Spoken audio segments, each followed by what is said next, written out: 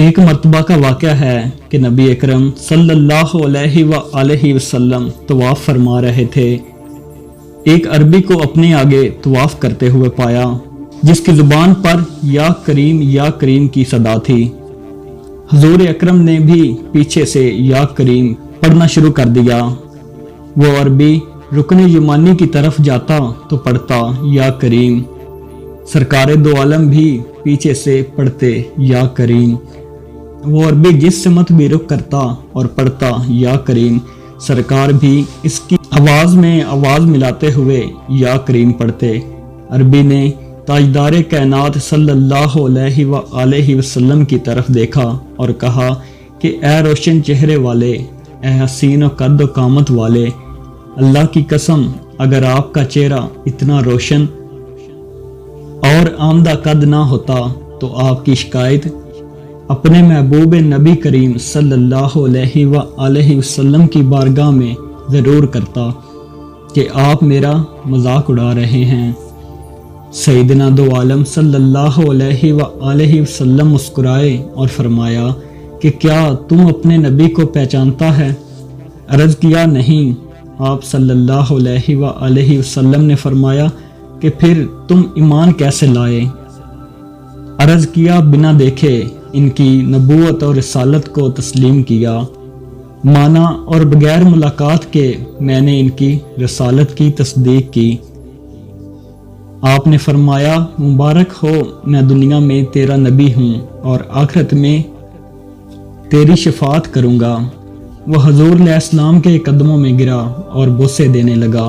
آپ نے فرمایا میرے ساتھ وہ معاملہ نہ کرو جو اجماعی لوگ اپنے بادشاہوں کے ساتھ کرتے ہیں۔ اللہ نے مجھے متکبر جابر بنا کر نہیں بھیجا، بلکہ اللہ نے مجھے بشیر و نذیر بنا کر بھیجا ہے۔ اتنے میں جبرائیل علیہ السلام آئے اور عرض کیا کہ اللہ عز و جل نے آپ کو سلام فرمایا ہے اور فرماتا ہے کہ اس عربی کو بتا دیں کہ ہم اس کا حساب لیں گے۔ عربی نے کہا یا رسول اللہ، کیا اللہ میرا حساب لے گا؟ فرمایا ہاں، اگر وہ چاہے تو حساب لے گا۔ عرض کیا کہ اگر وہ میرا حساب لے گا تو میں اس کا حساب لوں گا۔ آپ نے فرمایا کہ تو کس بات پر اللہ سے حساب لے گا؟ اس نے کہا کہ اگر وہ میرے گناہوں کا حساب لے گا تو میں اس کی بخشش کا حساب لوں گا۔ میرے گناہ زیادہ ہیں کہ اس کی بخشش۔ اگر نافرمانیوں کا حساب لیا تو میں اس کی معافی کا حساب لوں گا۔